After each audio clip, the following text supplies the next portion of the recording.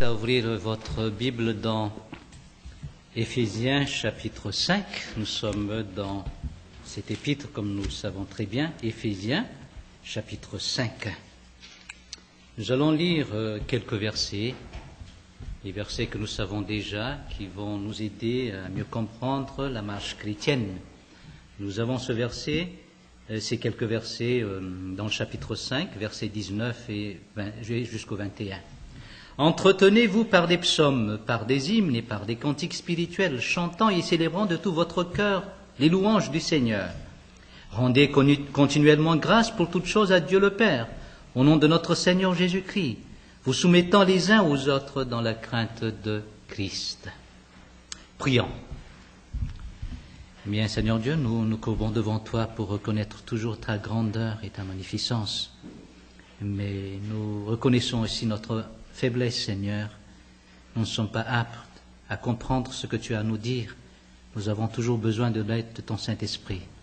Et bien qu'il puisse travailler parmi nous, nous donner la sagesse, l'intelligence pour comprendre ce que tu as à nous dire, afin que nous puissions comprendre ta volonté, non pas seulement la comprendre, mais l'appliquer dans notre vie. Parle, Seigneur, qu'à tes serviteurs écoutent, au nom de Jésus-Christ. Amen. Eh bien, c'est encore dans le contexte de la communication chrétienne, notre message d'aujourd'hui. Le titre dans le programme que vous avez, c'est la sagesse et la colère. La colère, en tout cas, est une forme de communication aussi. Nous nous communiquons par la parole, par des gestes, mais aussi par la colère. Lorsque nous mettons en colère, nous communiquons quelque chose. Et aujourd'hui, nous allons essayer de voir la relation entre la sagesse et la colère. Est-ce qu'on peut dire qu'on est sage lorsqu'on se met en colère, ou bien on est sage lorsqu'on ferme la bouche et on n'est pas en colère? Qui est sage? Et il paraît que dans la Bible, dans le livre des Proverbes, il est dit que l'insensé est considéré comme sage.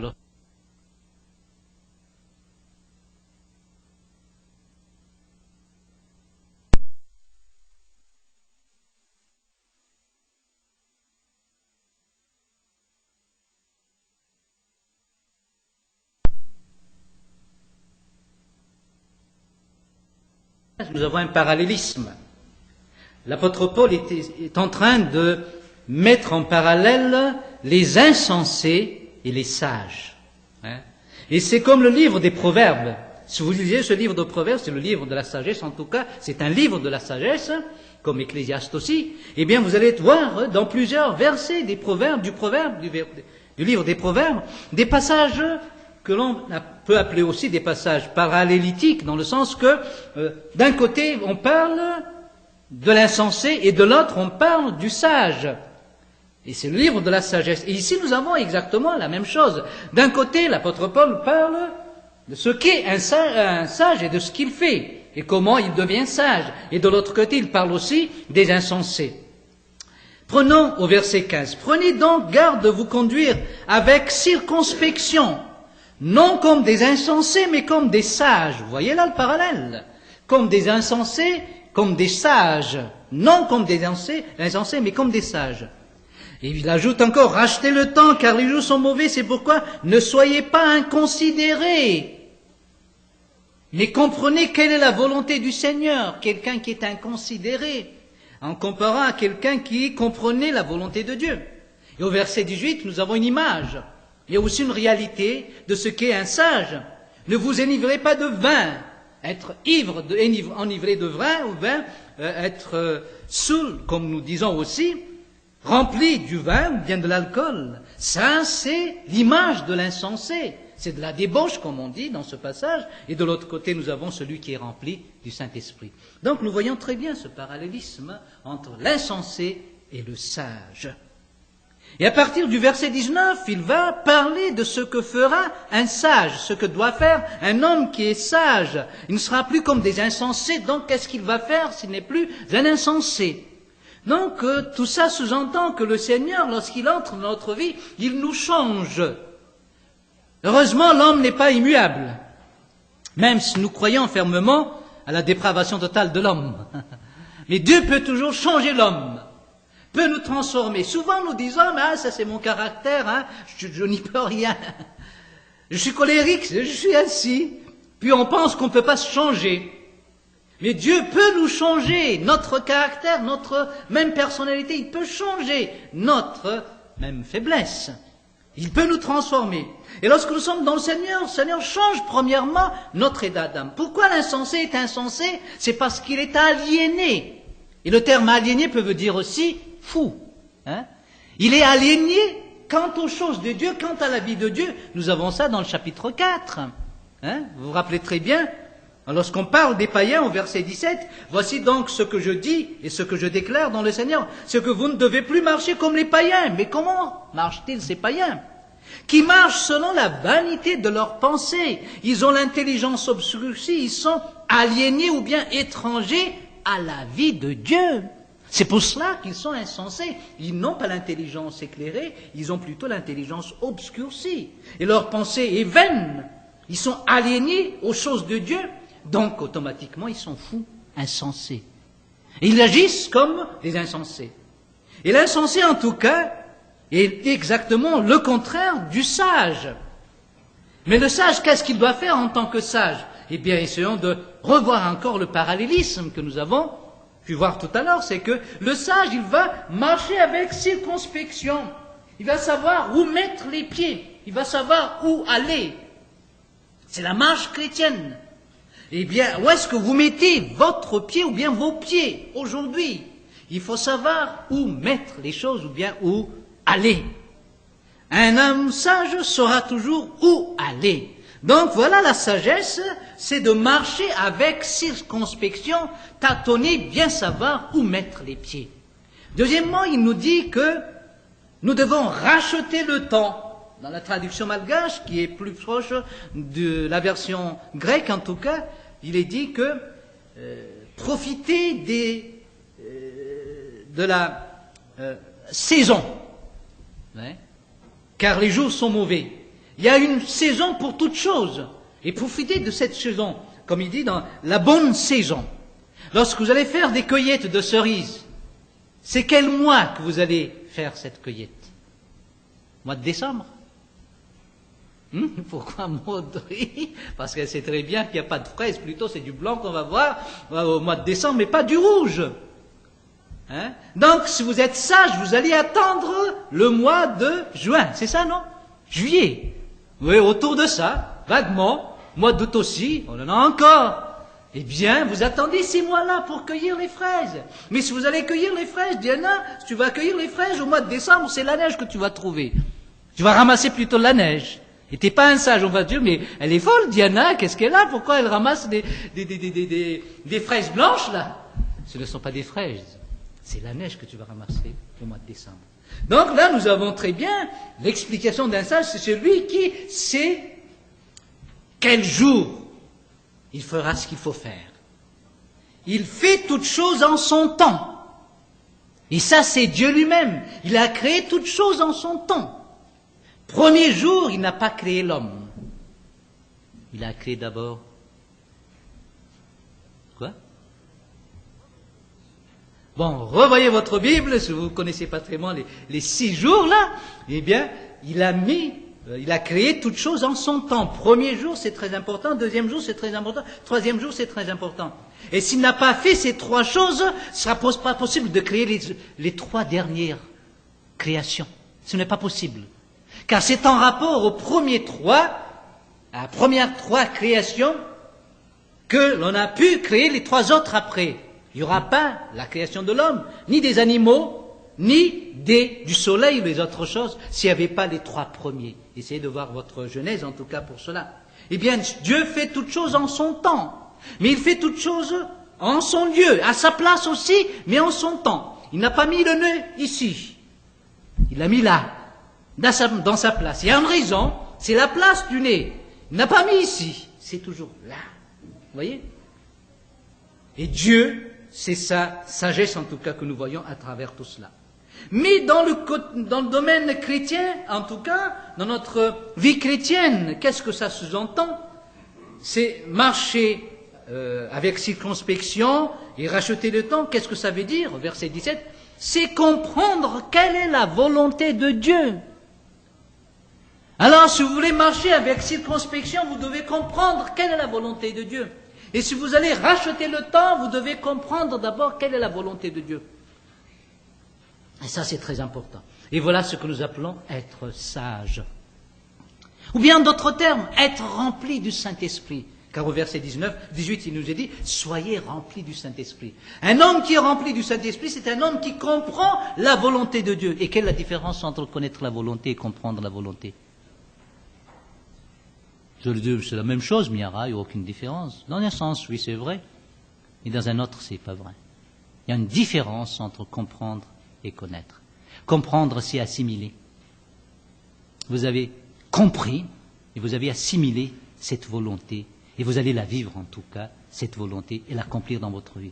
Mais il se peut, vous connaissiez très bien quelle est la volonté de Dieu. Femme, soyez soumis à votre mari. Vous connaissez cela ou non? Vous connaissez très bien ça. Mari, aimez votre femme. Vous le connaissez très bien. Mais des fois, nous ne comprenons pas ces passages. Et nous nous posons les questions, mais pourquoi? Mais pourquoi devons-nous soumettre? Là, vous ne comprenez pas. C'est pour cela. Vous connaissez très bien quelle est la volonté, mais vous ne comprenez pas cette volonté. C'est pour cela que vous avez du mal à l'accomplir dans la vie, parce que vous ne comprenez pas. Et nous devons comprendre la volonté de Dieu, et c'est exactement cela qui va nous amener à connaître la sagesse et à vivre dans la sagesse. Et nous sommes arrivés au verset 19 lorsqu'il nous est dit « Entretenez-vous ». On a eu l'occasion d'expliquer ça. Quelqu'un qui est sage va démontrer sa sagesse par ses paroles. Donc, il va parler au bon moment, en son temps. Il va parler, comment encore? En son temps, mais aussi à sa place. Il y a une bonne place pour cette parole. Mais il va parler aussi comment? En connaissant quelle est la volonté de Dieu. Il va parler parce que le Saint-Esprit le guide pour parler. Et vous savez très bien que entretenez-vous veut dire communiquer entre vous, converser. Et c'est le problème du monde où nous sommes, c'est que le monde ne sait plus se communiquer. Nous avons tous les moyens possibles pour faciliter la communication. Mais le monde a un grand problème de communication en tout cas. Et tous ces outils que nous avons ne nous aident pas du tout. Pensez à l'Internet. Mais qu'est-ce qu'ils font avec cet Internet? Les communications qu'on trouve là-dedans, c'est terrible. On arrive à détruire les autres avec l'Internet aussi. Il y a tous les moyens pour mieux se communiquer, mais le monde ne sait plus se communiquer. Pourquoi? C'est à cause de notre état. Nous sommes insensés. Et nous sommes des gens, comme dit l'apôtre Paul, étrangers aux choses de Dieu, à la vie de Dieu. Donc nous ne savons plus nous communiquer. Cette communication a été détruite à cause de notre péché, à cause de la chute. Vous vous rappelez très bien l'histoire d'Adam et Ève. Après la chute, il n'y avait plus de bonne communication entre Adam et Ève. Tout est imprégné de méfiance. Et toute action est imprégnée de défense et aussi d'offense. Je joue un peu sur les encenses à la fin là. Mais il y a une méfiance d'abord. Pourquoi Adam et Ève étaient allés travailler? Quel était leur premier métier, en tout cas, je vous rappelez très bien. Ils ont pris du temps pour travailler. Et je suis sûr qu'ils étaient obligés de refaire encore ce travail quelques jours après. Quel était leur métier? Être tailleur. Pourquoi? Pour cacher. Il y a une méfiance. Adam se méfiait d'Ève. Il ne faut pas qu'il voie ma vie privée. Bon, je vais cacher ma vie privée. Vous voyez? Il y a une méfiance. Mais c'est un acte de défense aussi. Il est en train de se défendre, il a peur de sa femme. Pourtant, elle était jolie, Ève. Hein? Je suis sûr qu'elle était jolie. Hein? C'est pas écrit dans la Bible. Elle était gentille aussi peut-être. Et Adam l'aimait, il l'appelait Isha. Ish, je suis un homme. Isha, c'est la femme. Il lui a donné un nom. Il n'a pas pu trouver de femme pour lui parmi les animaux. Mais Dieu lui a donné Ève. Pourtant, maintenant, il a une méfiance. Il est en train de se défendre. Mais après, nous avons vu aussi que le meilleur moyen de se défendre, c'est d'être offensif. Et puis là, qu'est-ce qu'il a dit? C'est la femme que tu m'as donnée. Il a attaqué sa femme. Il a mis le tort sur sa femme. On cherche toujours un bouc émissaire. Lorsqu'on fait des erreurs, on va chercher toujours un bouc émissaire. Ah, c'est la table. Ah, c'est ceci. Ah, c'est cela. Ah, c'est les autres. Et là, et pire encore, ils vont jusqu'à dire que c'est Dieu. Et c'est à cause de cela que l'homme n'a plus de bonne communication. Et c'est grâce à l'œuvre de Jésus-Christ que nous pouvons arriver à cet état où nous devenons sages. Nous ne sommes plus des insensés, mais des sages. Et lorsque nous sommes sages, nous savons nous communiquer entre nous. Et nous avons pu voir la dernière fois quel genre de communication les païens ont. Eh bien, ils vivent dans le mensonge. Et comme disait un écrivain une fois, il a dit, je crois que c'était un philosophe qui l'a dit, on ne peut pas vivre dans ce monde sans mensonge. Lorsqu'il n'y aura plus de mensonge, c'est l'enfer. Et c'est vrai cela si nous sommes tous des païens. Que s'il n'y aura pas de mensonge, on ne pourra pas vivre. Parce que tout ce que je fais, c'est vous attaquer. Hein. Alors il faut que je monte, hein, vous voyez. Il faut que je cache tout. Et Adam ne pourra pas vivre avec Ève sans cacher ce qu'il voulait cacher. Et ça, c'est une forme de mensonge. Et nous mentons toujours. Et l'apôtre Paul nous dit cela dans le chapitre 4, verset 25. Qu'est-ce qu'il nous dit? C'est pourquoi renoncez au mensonge, vous n'êtes plus des insensés. Et on a eu l'occasion de parler aussi de la calomnie.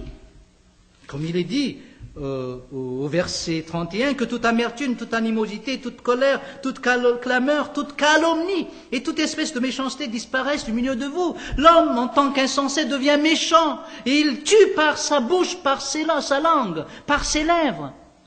Et l'image utilisée par la Bible, en ce qui concerne notre langue, c'est le feu. Et pas seulement le feu, mais c'est une épée aussi, tranchante. Et ça tue. Combien de personnes avez-vous tué avec votre bouche? Ah, tu sais pas, il est comme ceci, il est comme cela.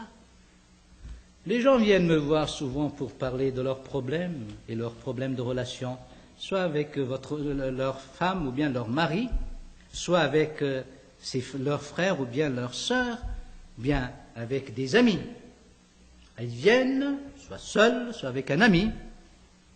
Et là, ils viennent toujours pour me parler du problème de l'autre et dire que telle personne est comme ceci et comme cela, il est comme... Puis ils racontent tout. Et moi, ce que je dis directement à ces gens-là, vous êtes venus ici pour trouver une solution. Je ne peux pas solutionner quoi que ce soit. En ce qui concerne cette personne, elle n'est pas présente ici. Laissons son problème là avec lui. Mais réglons le problème que vous avez avec lui. Votre problème, vous avez quelque chose là. Hein? Chez vous aussi. Essayons de voir votre problème et d'être au clair devant votre problème. Nous avons tendance à voir la paille sur les yeux des autres. Et nous oublions Quoi? Poutre. Savez-vous qu'est-ce que c'est que ce genre de poutre là? C'est de cette grandeur, hein? Et ça cache ma tête. Et je ne le vois même pas, mais je vois plutôt votre paille. Alors je dis, non, oublions son problème. Pensons à votre problème là. Qu'est-ce que vous avez comme problème? Des fois, on a tendance à parler des autres, à critiquer les autres, à dire du mal des autres. Oublions cela, pensons à nous-mêmes si nous voulons bien parler des gens. Nous faisons partie de ces gens-là, parlons de nous-mêmes. Alors, je dis ça comme un exemple pour vous dire que lorsque quelqu'un vient me raconter un peu la vie des autres, eh bien, je les incite toujours à oublier ces gens-là, mais à penser à eux-mêmes. Donc, il y avait la calomnie, on a parlé de cela, des paroles blessantes, on veut blesser la réputation de quelqu'un, on veut révéler les défauts de quelqu'un, des fautes d'autrui, on veut révéler tout cela. On a ce désir, puis on aime bien calomnier quelqu'un, on aime bien noircir quelqu'un. On aime bien détruire la vie des gens. Et nous sommes contents lorsqu'il est détruit complètement. Et même dans la vie de couple, on voit cela. Lorsque vous êtes vindicatif ou vindicative, eh bien, vous allez enfoncer toujours le clou. Lorsque vous trouvez une faute chez cette personne, vous allez dire, mais toi, t'es comme ceci. Puis il descend, t'es comme ça. Tu es comme ça. Puis à la fin, on ne le voit plus, il est caché. Vous ne faites qu'enfoncer. On ne le voit plus, il est détruit. Et là, vous êtes content parce qu'il est complètement détruit. Pourtant, c'est votre mari. Voilà un homme méchant. Mais nous avons un autre problème aussi chez les païens, la colère. On a parlé de la calomnie. Et la colère. Éphésiens chapitre 5, verset 4. Non, chapitre 4, verset 31. Que toute amertume, toute animosité, toute colère, toute clameur, toute calomnie et toute espèce de méchanceté, on parle de la colère ici. Les gens qui sont insensés, les païens, se mettent en colère facilement. Ils sont toujours en colère. Même si des fois on les voit doux, ils sont toujours en colère. Et je me connais en disant cela. Je parais souvent doux, mais moi je suis colérique de tempérament. On dirait que je suis toujours calme. C'est un faux calme. Je me connais très bien. La colère est chez nous et on s'éclate facilement. Et là on va voir la relation entre la colère et la sagesse. Verset, chapitre 4, verset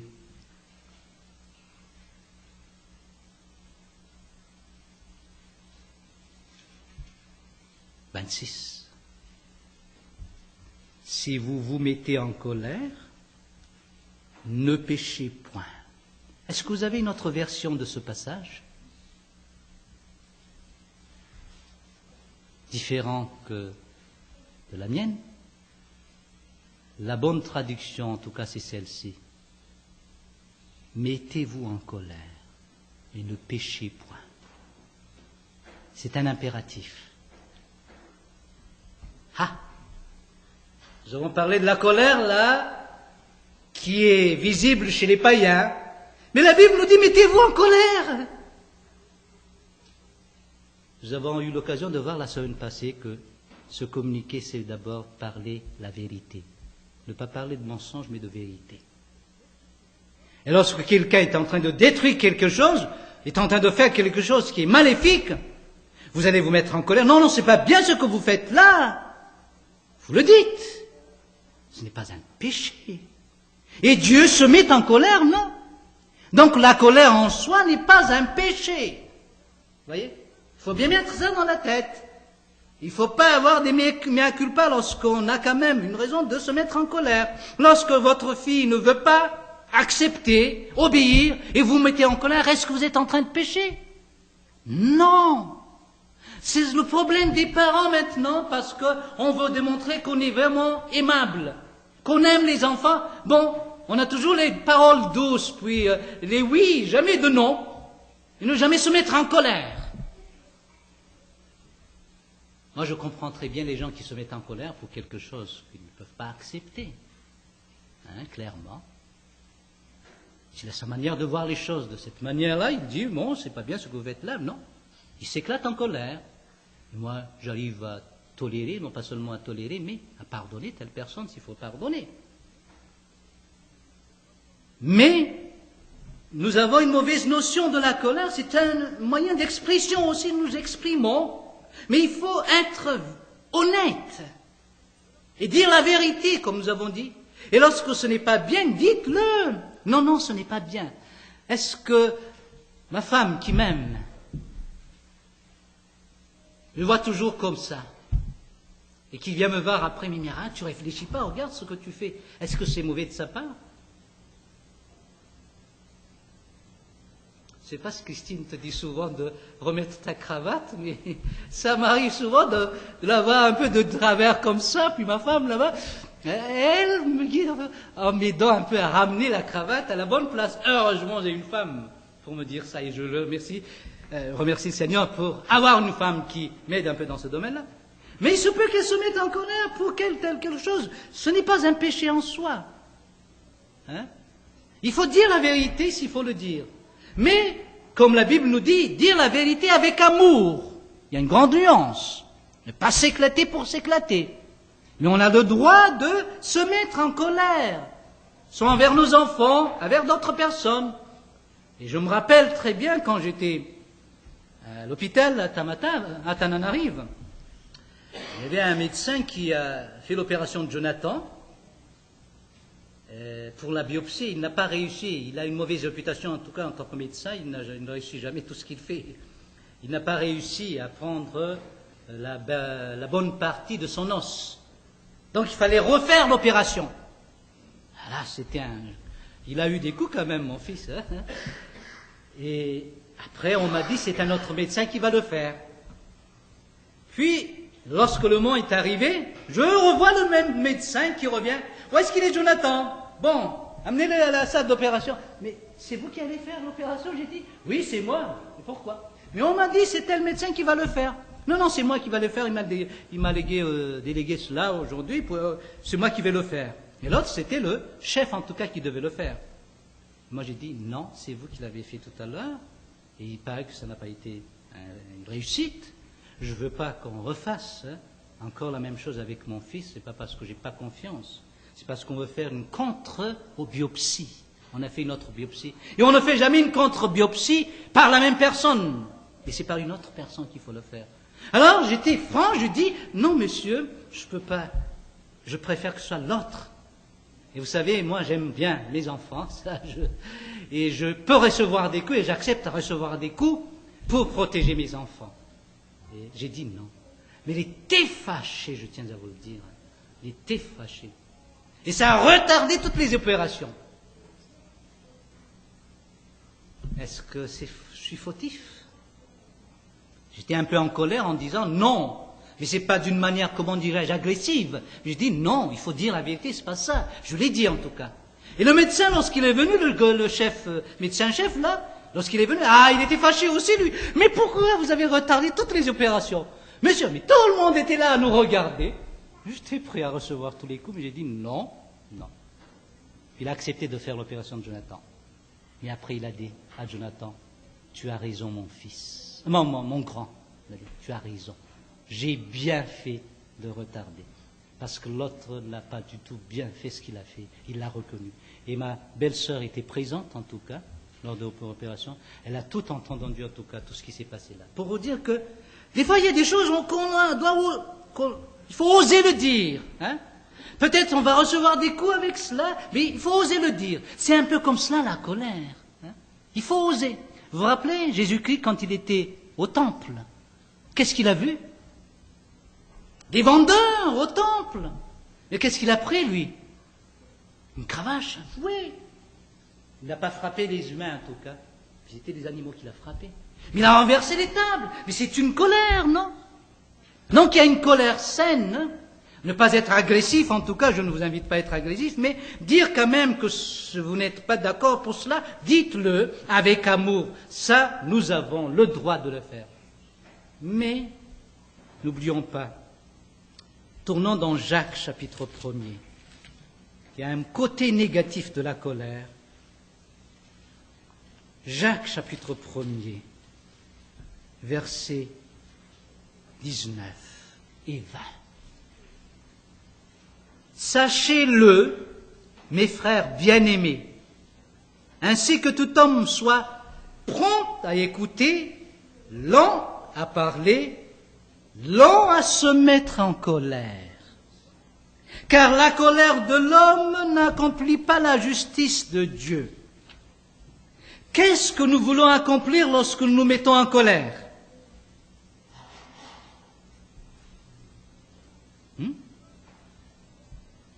Qu'est-ce que nous voulons accomplir lorsque nous nous mettons en colère? Nous voulons accomplir la justice. C'est ça?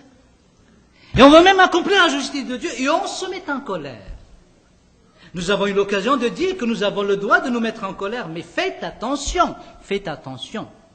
Soyez lents à la colère, à se mettre en colère. Et Dieu a cette qualité, il est lent à la colère. Vous voyez? Même s'il a le droit de se mettre en colère, il est toujours lent. Il va retarder toujours sa colère, tant que possible. Annuler même cette colère si c'est possible. Et nous aussi, dans notre vie chrétienne, nous avons ce droit de nous mettre en colère, mais que nous soyons là à la colère. Et c'est ça le défaut des païens. Ils sont aptes à la colère, à se mettre en colère. Ils ont cette facilité de se mettre en colère. C'est ça ce qu'on appelle un païen, en tout cas. Se met facilement en colère. Pour un rien souvent. C'est pour cela qu'on a des problèmes partout. J'ai lu une histoire dans le Pain quotidien. J'ai essayé de trouver cette histoire, mais je ne sais plus c'était de quelle date, et je n'ai pas pu la trouver. Donc, je vais raconter cette histoire. Il y avait un jeune garçon qui a demandé à son père, « Papa, pourquoi il y a la guerre ?» Puis le père lui a dit, « Tu sais très bien, la guerre de Deuxième Guerre mondiale, Troisième Guerre mondiale, Première Guerre mondiale, Deuxième Guerre mondiale, il n'y avait pas encore de Troisième Guerre mondiale en tout cas, c'est ça? Ouais. Et il a expliqué en disant, tu sais, c'était un peu à cause de ceci, cela. Puis la femme passe. Dis-lui au moins la vérité. Et le monsieur, il a dit, c'est à moi qu'il a posé la question, pas à toi. Puis la femme est partie, puis elle a claqué la porte. Et qu'est-ce qu'il a dit le garçon? Papa, tu n'as plus besoin d'expliquer, je comprends maintenant. Quelle était sa question? Pourquoi la guerre? Tout est là, par tout ce que nous disons. Ça peut se manifester aussi par des gestes, la colère. Pourquoi la guerre? Il a compris. Je ne sais pas si vous avez compris la guerre à cause de cette histoire. Hein? C'est votre problème souvent à la maison. Pourquoi cette dispute? Pourquoi nous avons cette dispute? Mais pas une discussion. Ça finit toujours par une dispute après. On n'arrive pas à avoir une sorte de dialogue. Nous ne sommes pas lents à la colère. Nous sommes prompts à se mettre en colère. Voilà. Et c'est le défaut des humains en tout cas. C'est très grave en tout cas, mais pensez un peu à ces gens-là qui sont très vindicatifs. Hein? Et ça, c'est encore un signe de la colère. Ils vont se venger, c'est la colère tout ça. Mais on va se poser la question, quelle est la solution? Que devons-nous faire pour ne pas se mettre en colère? Quelle est la solution pour que nous soyons lents à se mettre en colère? Voilà la grande question. Bien, nous savons très bien ce qu'est la colère et comment se mettre en colère. Mais quelle est la solution? Lisez le passage, verset 19. Soyez prompts à quoi? À écouter. Et après, lents à se mettre en colère. Qu'est-ce qui est cause ici et qu'est-ce qui est effet? Eh bien, toute notre colère dépend de ce que nous avons entendu. Hein? Et des fois, souvent, la colère est causée par le fait de ne pas vraiment écouter. Vous savez? Lorsqu'on n'écoute pas vraiment, on se met en colère facilement. Parce qu'on a une interprétation de ce que vont dire les autres. Alors, vous voyez? Ici, alors, la solution, c'est cela, c'est d'être prompt à écouter d'abord. Il faut savoir écouter. Donc, laissons un peu la bouche et laissons aussi la colère qui vient dans notre cœur, mais essayons d'écouter. Écoutez bien votre mari. Écoutez bien votre femme. Qu'il finisse au moins ce qu'il dit. J'ai toujours de la difficulté lorsque j'essaie d'expliquer quelque chose et automatiquement on me coupe, puis on veut sortir autre chose. Dernièrement, j'étais avec un couple, et puis on avait discuté sur les choses théologiques, puis et moi, elle m'a posé la question, le monsieur, puis j'ai essayé d'expliquer tout ça. Il n'est pas tout à fait d'accord avec la position que j'ai apportée, mais sans avoir bien écouté ce que moi j'ai dit. Alors j'étais obligé de lui dire, s'il vous plaît, laissez-moi terminer, vous allez comprendre vraiment ce que moi je voulais dire. Il sautait déjà, en interprétant à l'avance ce que moi je vais dire. Ah, je sais très bien ce que tu vas dire, c'est souvent notre façon de dire. Je sais très bien ce que tu vas dire, ce que tu as dans ta tête, je te connais depuis... ça fait depuis combien d'années que j'étais avec toi, je te connais très bien. Non, laissez-le parler d'abord, écoutez-le bien. Et vous finirez par ne pas se mettre en colère après. Il faut savoir écouter d'abord.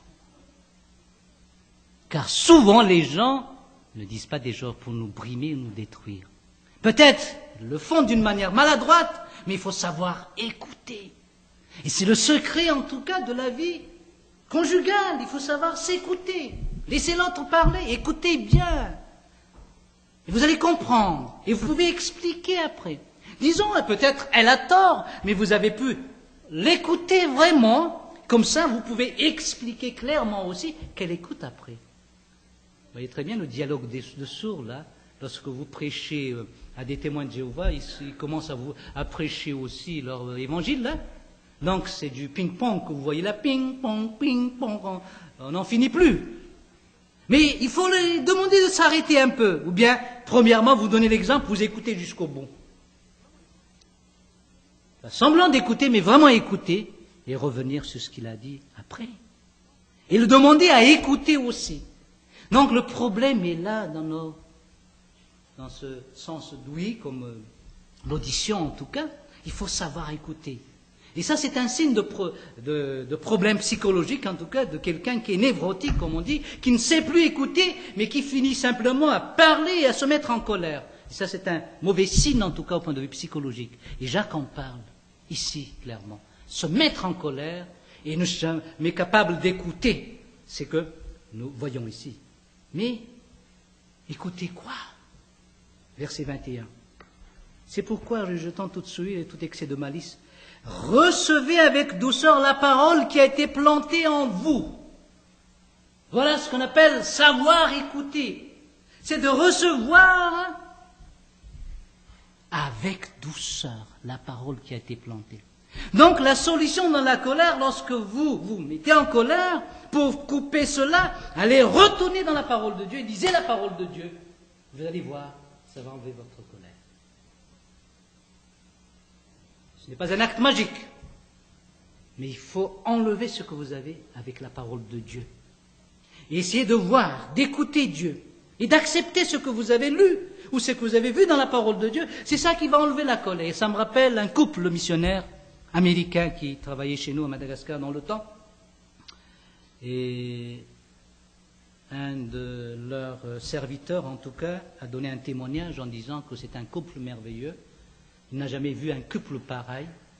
C'est vrai qu'ils ont des chicanes un peu par-ci, par-là, mais lorsqu'ils sont en désaccord dans leur discussion en tout cas, automatiquement chacun prend un coin et prend une Bible. Les choses étonnantes après, il y a la réconciliation automatique, plus de colère. Il faut être imprégné de la parole de Dieu. Vous voyez très bien la place de la parole de Dieu. C'est pour ça qu'il est dit dans Éphésiens, comprenez la volonté de Dieu. C'est pour cela que vous n'allez pas vous mettre en colère facilement. C'est vrai, c'est votre droit de se mettre en colère, mais soyez lents à la colère. Et pour être lent à la colère, il faut être imprégné de la parole de Dieu. Quelqu'un qui est sage, c'est quelqu'un qui sait se maîtriser quant à la colère. C'est un homme sage, il arrive à se maîtriser. Vous savez, moi je le sais très bien, j'ai le sang chaud, hein, ça bouille à l'intérieur, mais il faut savoir dire non. Et là, lorsque vous êtes rempli de la parole de Dieu, vous allez le dire d'une manière douce aussi. Non, je ne vais pas, non, pas, non, non, je ne vais pas le faire, je ne vais pas m'éclater. Et si nous continuons notre étude, si on a encore le temps, mais on n'a plus le temps, on peut dire que la colère nous détruit premièrement avant de détruire l'autre. Donc c'est pour notre bien de ne pas se mettre en colère. Même si nous avons le droit de se mettre en colère, mettez-vous en colère, il est dit, ne péchez point. Et pécher, c'est de se mettre facilement en colère. C'est déjà un péché. Se mettre facilement en colère. Il faut savoir se maîtriser. Et la leçon, en tout cas, ou bien la méthode simple, ou bien la solution pour cela, c'est d'être rempli de la parole de Dieu. Il faut accepter avec douceur la parole qui nous a été donnée, la parole qui a été plantée. Alors quelqu'un qui côtoie toujours l'Église et qui vient toujours aux enseignements aura toujours la possibilité de se maîtriser. Ce n'est pas seulement l'enseignement sur la colère qui va l'aider, mais l'enseignement biblique lui donnera une sagesse qui va l'aider à se maîtriser dans ce domaine de la colère. Quelqu'un qui va lire toujours la parole de Dieu, qui sera toujours imprégné de la parole de Dieu, saura se maîtriser dans ce domaine. Car il saura écouter d'abord, il saura aussi se maîtriser après. Maîtriser la colère. Donc, je vous ai apporté la solution en vous parlant qu'il y a la sagesse que nous devons avoir, il y a la colère qui est là aussi. Et quelle est la sagesse? C'est de ne pas se mettre en colère facilement, même si nous avons le droit de nous mettre en colère. Et la solution, c'est d'être rempli de la parole de Dieu. Écoutez la parole de Dieu, apprenez à écouter.